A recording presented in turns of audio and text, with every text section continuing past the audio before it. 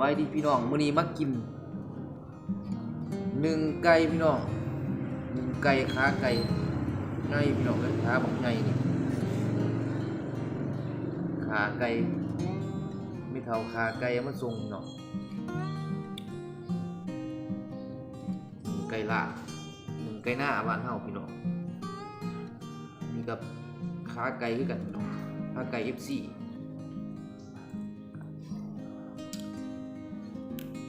ลองเบิ่งหัวลายอย่างห่างเบาสุริใส่ผ่านหยับเลยพี่น้อง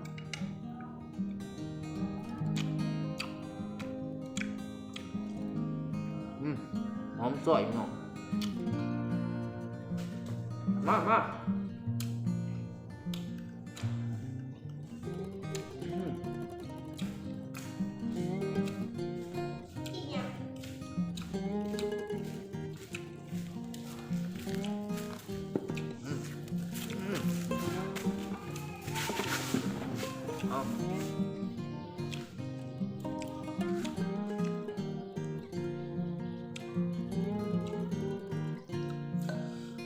ทั้งกระเสียนพี่น้อง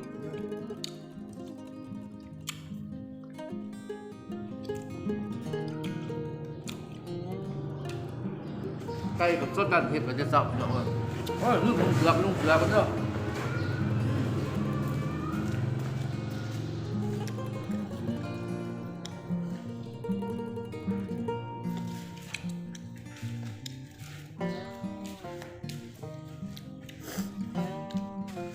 ลืมนุ่งเสือพี่น้องขอโทษขออภัยนะพี่น้องด้วย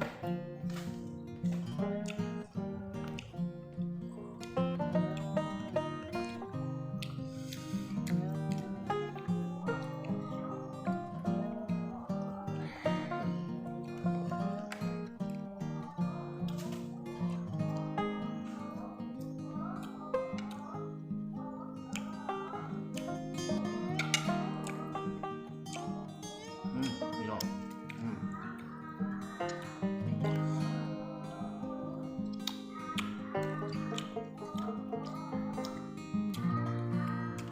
บริไปเสือบานนี่พี่น้องเอ้ย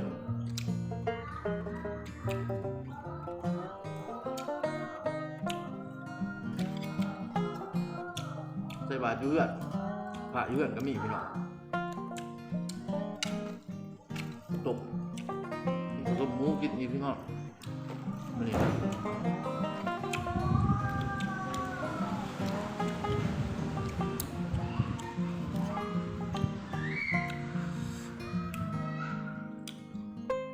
ขอบใจน้ำ FC เพิ่นเนาะแม่เฒ่าพาไก่มาส่ง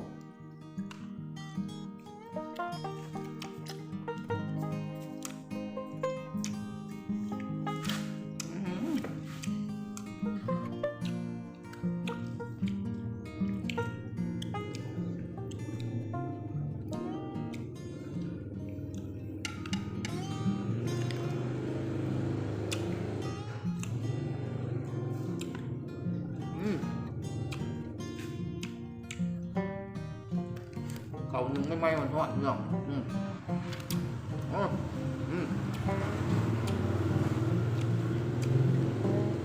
ไก่กินกับเจียวขิง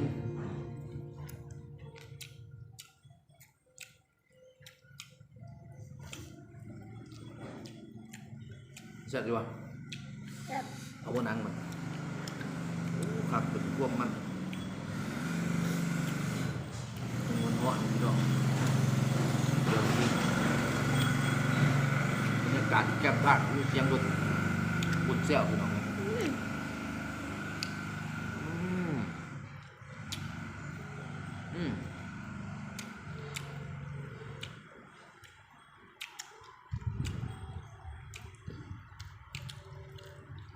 หนึ่งไก่ส่งเครื่องพี่น้องหนึ่งไก่หน้า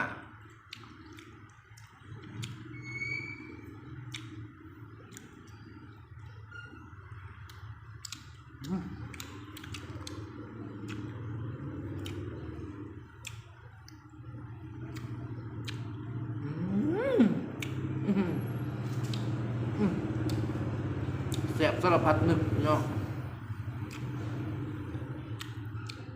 นึกว่าแสบได้ก็แสบได้พี่น้อง ว้ายเนาะ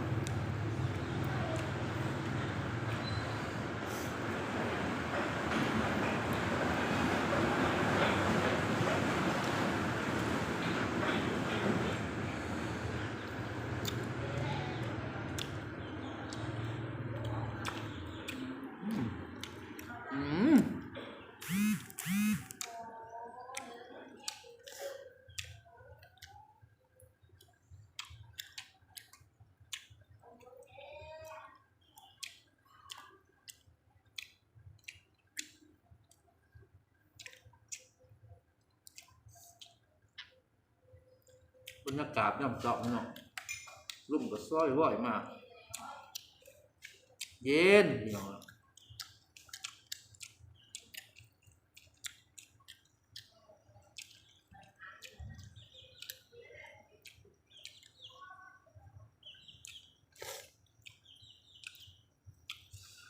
โอ้ยไปเอาอันมาเห็นลูกคงดื่มมันนะมาจะเกี่ยวไปเลยบุญลูกมาแก่บุญลูกจักบาทมาจวดบุญลูกจักบาทพี่น้อง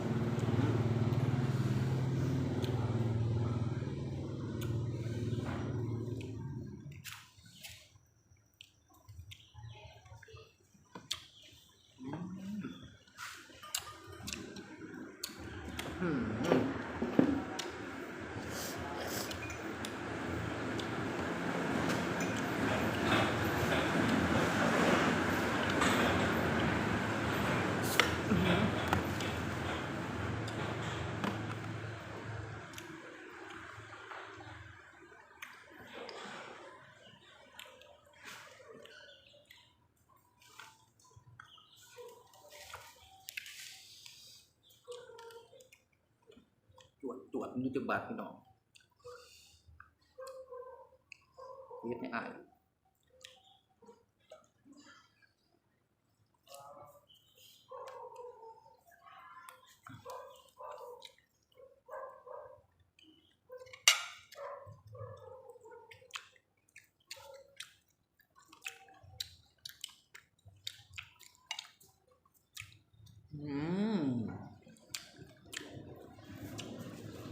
จวดเบิ่งก่อนนะกินข้าวแซ่บเนาะจวดพบกินข้าวแซ่บ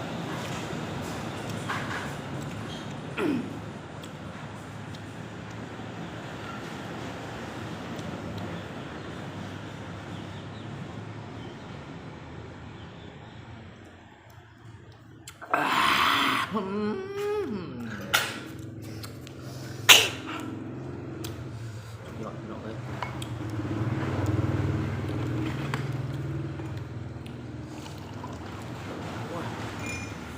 ไก่หน้าพี่น้องอุ่นนะ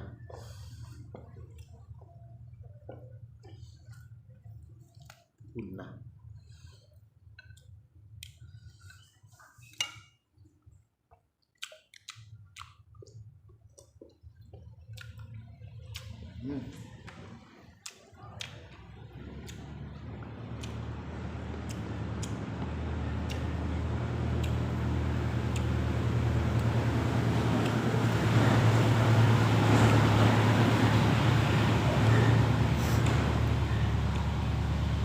โอ้ยทางไกลสวรรค์ลำไรพี่น้อง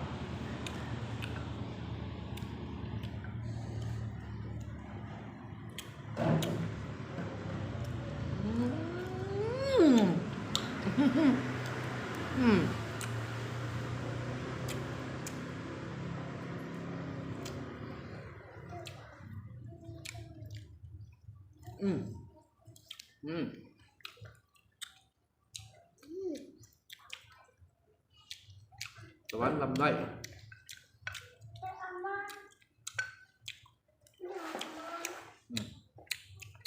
สีเอิบครับสีเอิบไก่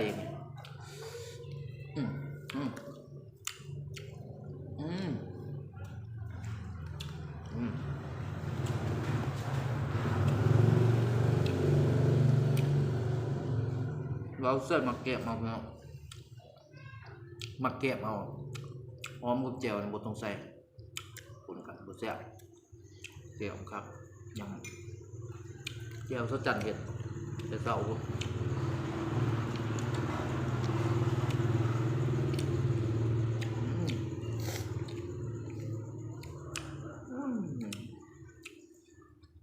ไก่ส่งเครื่องพี่น้อง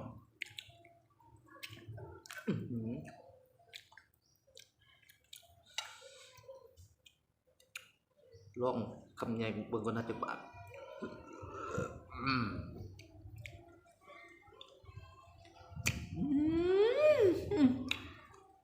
แซ่บ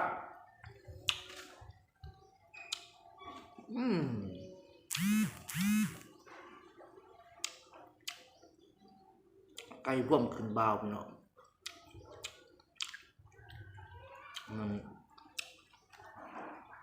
มันไก่สมุนไพรพี่น้องเลย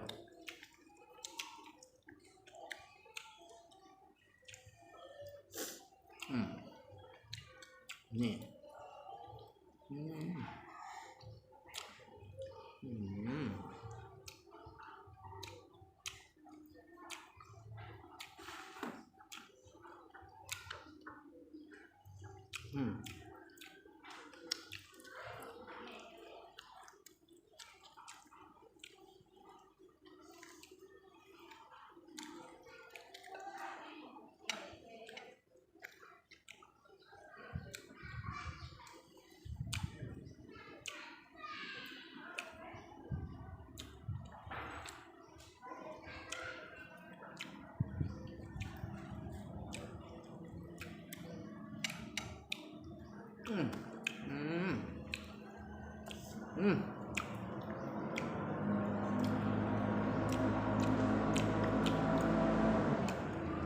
โอ้ย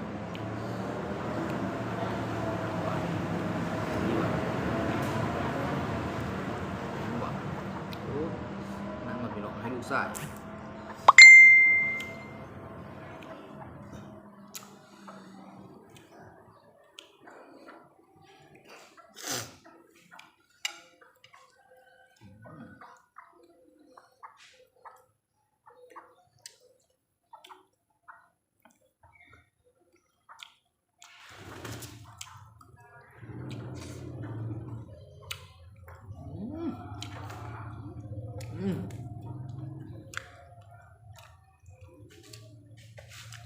คุณน่าจะโบก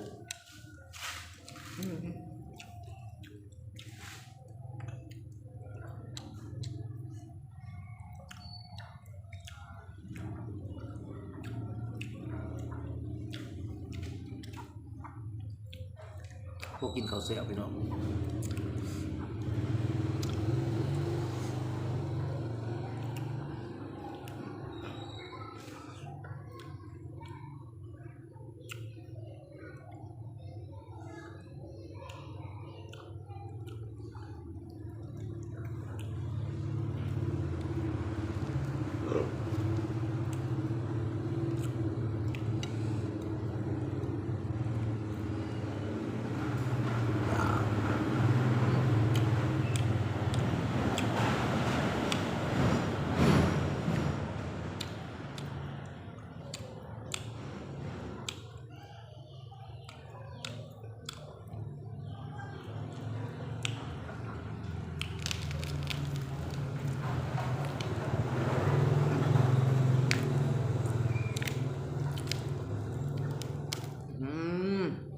ปั่นกันกระดูกสายบาน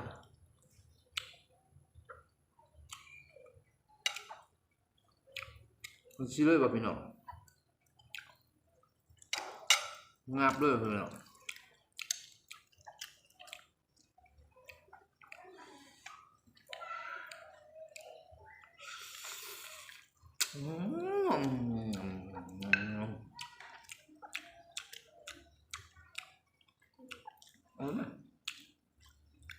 กินหมดบวชขาน้อยบ้านเนี่ยตามใจ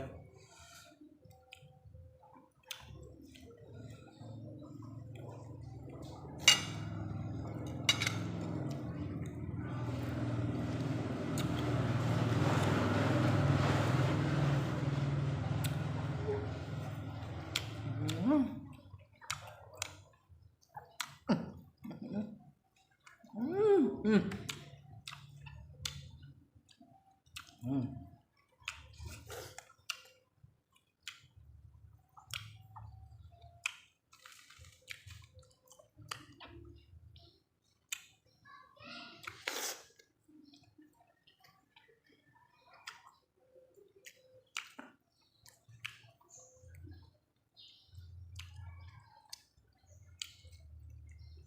มื้อนี้วันศีลบุพี่น้องบุญห่อเขาว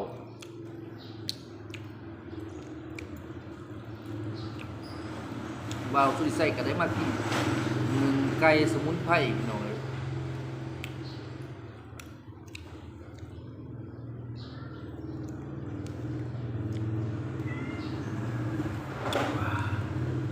ลำซ่าพี่น้อง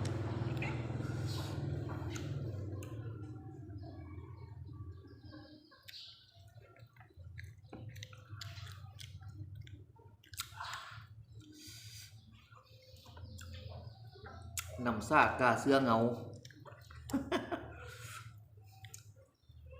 อ่า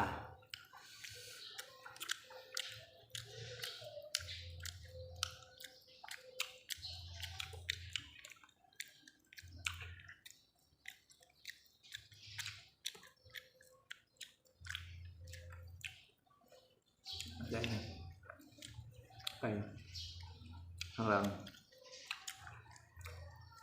ไก่ของนะ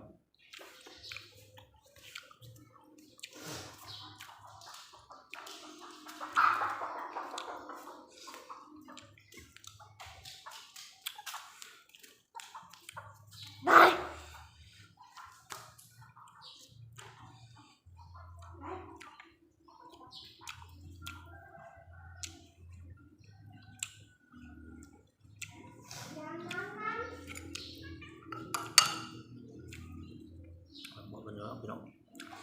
ลองหมดพี่น้องนะ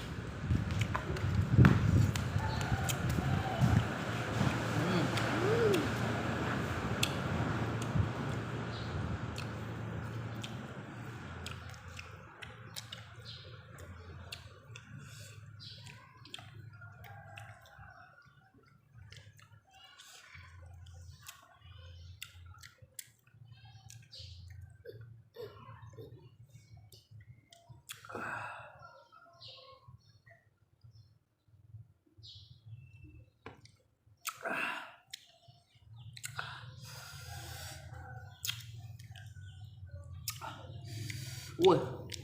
อิ่มละบ่าวสุดใส่อิ่มแล้วพี่น้องมีแต่มื้อหน้าเด้อพี่น้องเอ้ยสิมาเฮ็ดคลิปใหม่ๆให้พี่น้องได้เบิ่งได้ชมกันอีกรอบพี่น้องเนาะฝากกดไลค์กดแชร์เด้อพี่น้องกดติดตามให้แน่พี่น้องเอ้ยขอลา